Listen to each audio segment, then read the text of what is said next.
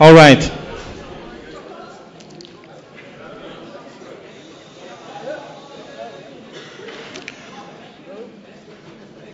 Well, I think that by now it should be clear to all of you that modified contrails is just another word for chemtrails, and that there is no doubt as to the justification of this here symposium.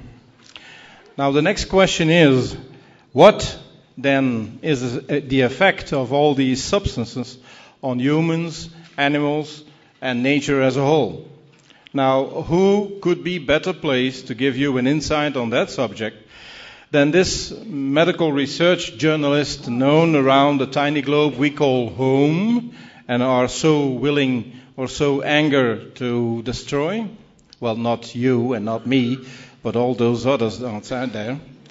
She is very critical, yet also very well documented. She has the heart of a lion, the temperament of a fighting bull, and the endurance and patience of a boa constrictor.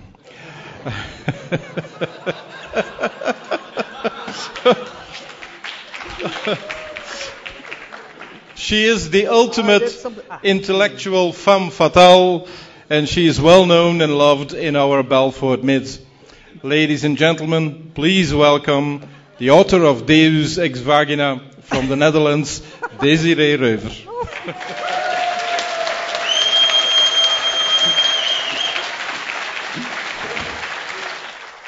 Oh, wow. I didn't recognize myself for a minute. Okay, chemtrails. The subject of today. This is what the sky is supposed to look like. These are old paintings. We forgot this, I'm afraid. This is what the sky looks today, all too often.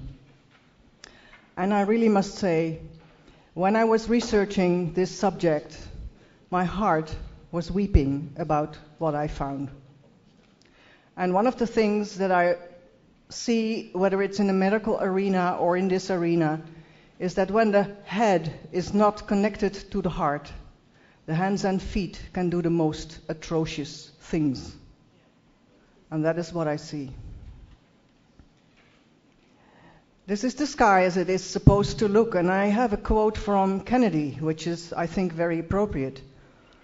And no official of my administration, whether his rank is high or low, civilian or military, should interpret my words here tonight as an excuse to censor the news, to stifle dissent, to cover up our mistakes, or to withhold from the press and the public the facts they deserve to know. I think that's why he was killed. All the pictures in here with the landscapes are pictures I took around where I live. So the facts we are not supposed to know, but we deserve to know. Some people know them. The pilots, for instance, they are in the know. This is from a website where pilots are talking to each other online, and one of them says, I could tell you all the truth about chemtrails, but my contract requires me to shoot you afterwards. So I better keep shut and avoid being connected to chemtrails, UFOs, and he names a few other things. So then comes up the question of allegiance. Our politicians, everybody who is reigning over us, and not reigning as in reign, but as in having control over us, people, they have allegiance to whom? And I found that in Canada, the politicians, the members of parliament and the members of the Privy Council, they plead allegiance to Elizabeth. And that's not so all right if you know that she is part of the Club of the Isles and that sort of thing, that controls everything from materials to foods to source materials. And in the Netherlands, the Prime Minister and the ministers are being appointed and discharged by royal decree. That means Queen Beatrix, that means Bilderberg. So our politicians mainly are slaves of Bilderberg and CFR and. So when we as citizens protest, where do we go? Do we go here to the Peace Palace?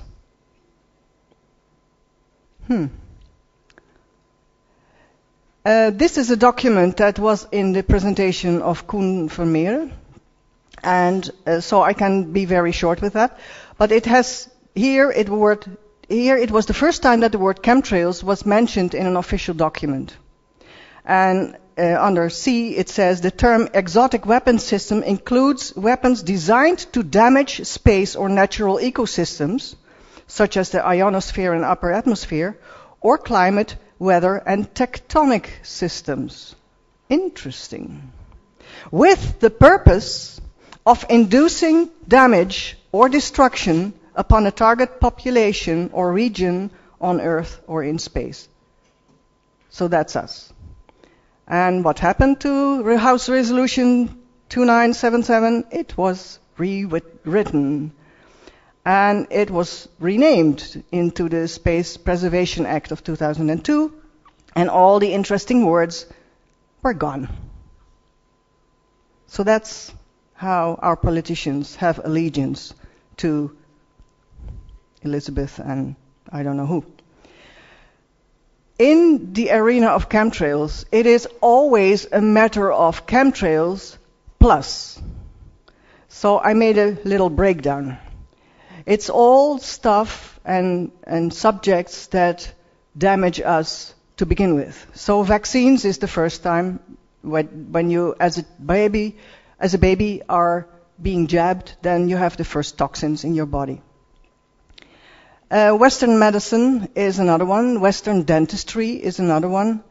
Medications and chemotherapy are stuff that are not compatible with our bodies. It's artificial, synthetic material.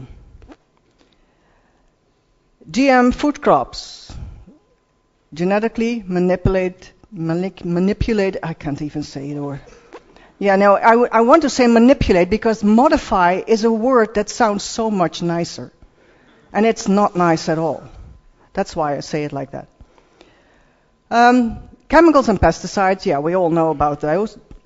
Food processing, taking out all the good stuff and putting in food additives in between, and Codex Alimentarius to keep the good stuff away from us so we can't heal from the damage of this artificial food.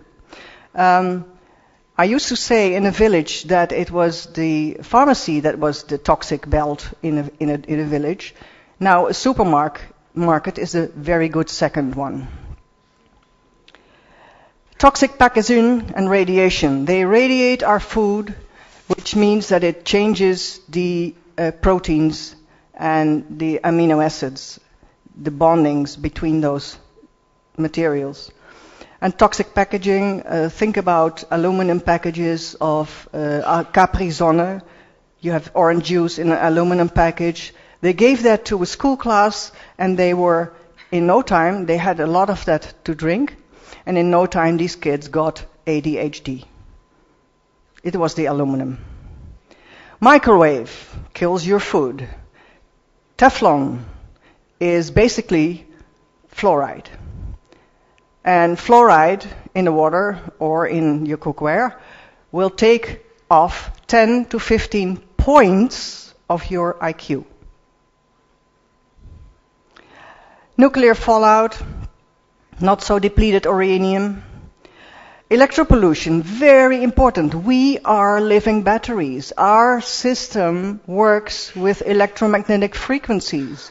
So if you disturb those, you disturb the whole organism. And computers and cell phones will do that. And power cables and extra low frequencies. And SQUAD, silent sound spectrum, and I always forgot the fourth S, spread spectrum. Yes, thank you. That is a way of manipulating our way of thinking.